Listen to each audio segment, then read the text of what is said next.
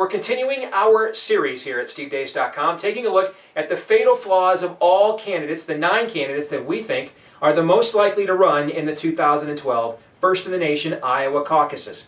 And the reason we're looking at their weaknesses, well, frankly, that's just the kind of guy I am.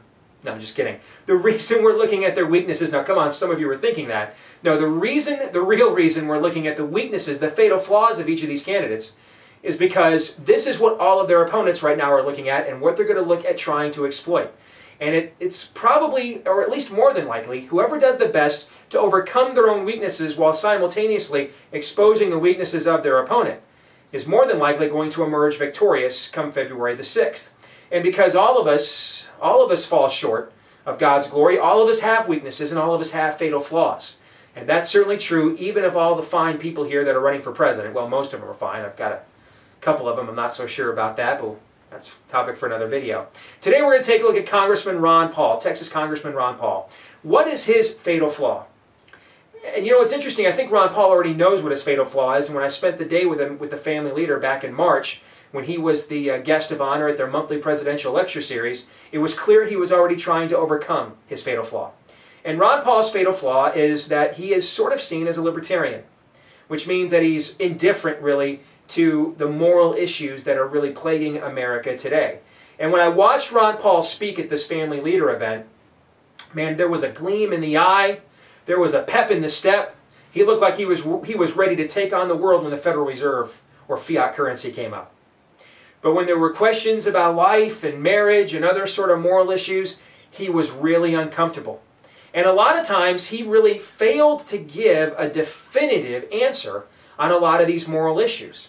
Now, to compensate for that, what he did do was try to couch a lot of the fiscal issues that he's more known for in moral terminology. And he often went to the scriptures when he spoke at the family leader event that I was at in order to make those claims. I thought that was a very, very wise thing to do.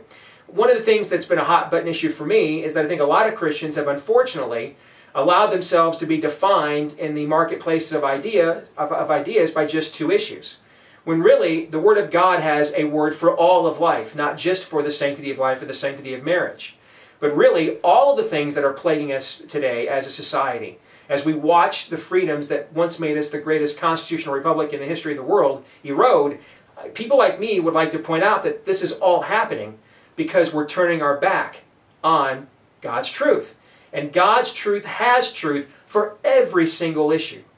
From the welfare state, to currency, to the environment, to every issue you could think of, race relations, every single issue, not just the sanctity of life and the sanctity of marriage. So I think it is a breath of fresh air that Ron Paul is trying to bring a moral underpinning to the issues that he likes to talk about the most, dealing with America's fiduciary crisis.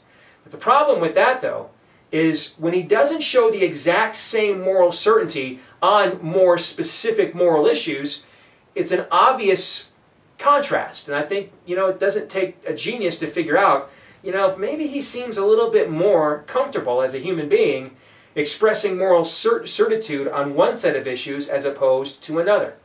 Now, there was an interview done during Ron Paul's last presidential campaign where he spoke to a former Reagan aide, John Lofton, and he said he didn't believe homosexuality was a sin. I'm sure that will come up again during this presidential election, given what's happened here in the state of Iowa since Varnum versus Breen. So I think Ron Paul is doing a wise thing in trying to speak about America's monetary and economic issues and the crisis we're facing fiscally, trying to speak about it in moral terminology. But he's got to show the exact same moral certainty on more specifically moral issues in the minds of most Iowans. Thanks for joining us here at stevedeace.com. Check us out on Facebook, Steve_Deace on Twitter. Steve at stevedeace.com is the email address. God bless.